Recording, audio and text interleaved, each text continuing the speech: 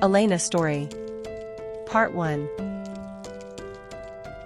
He and his wife Helena had been married for almost 50 years, and were quite wealthy and lived in a large house. But since they could not have children, their loyal friend and family member was their young maid Sarah, to whom they bequeathed all their possessions. To the couple, she was like the daughter they never had. When her spouse died, Helena was heartbroken. But Sarah was always by her side and supported the woman. Helena decided to arrange for a farewell to her husband, a luxurious ceremony, so that everyone would remember what Antonio was like. The news of his death quickly traveled around the neighborhood. Their family was known and respected. She felt that her husband deserved the best. There were many guests at the funeral, including some of the highest-ranking and most famous people in the city. Undoubtedly, their family had great authority.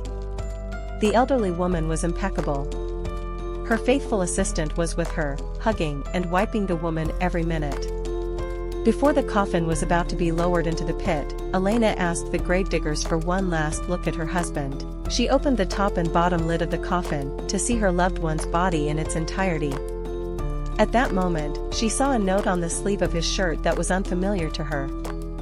This caught her attention, and she looked closer at the second sleeve, which to her surprise had nothing on it.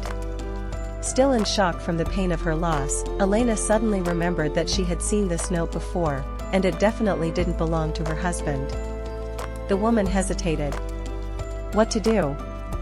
But, not thinking long, she realized that before burying her spouse, she must solve this strange riddle. She ordered the gravedigger to stop and asked him to return the body of her beloved husband to the morgue. Helena literally in seconds changed in her face. From an expression of grief, her face began to express regret and resentment. The guests began to stare. No one understood what had happened. It seemed crazy to many, but some thought it was just a reaction to the pain, a denial of what was happening, and the woman just wanted to be able to see her husband for a few more days. Anyway, the funeral was over, and people began to disperse in bewilderment. The widow said nothing to anyone, not even her favorite maid Sarah, from whom she and her husband had kept absolutely nothing for a long time. Sarah insisted that the man be buried and allowed to rest in peace, but Helena categorically refused. And although the funeral company workers also asked what happened and whether she was sure of what she was doing, the woman asked them to do as she wanted, promising to pay them double. Helena also specified that her husband should lie in a morgue where she could pick him up at any time. Helena thanked all those who came to say goodbye to her husband. She apologized and said that her decision was actually due to very serious reasons, and she would warn everyone when the official funeral would take place. Everyone present gave her their condolences, and the woman headed for the car. Sarah lost sight of her.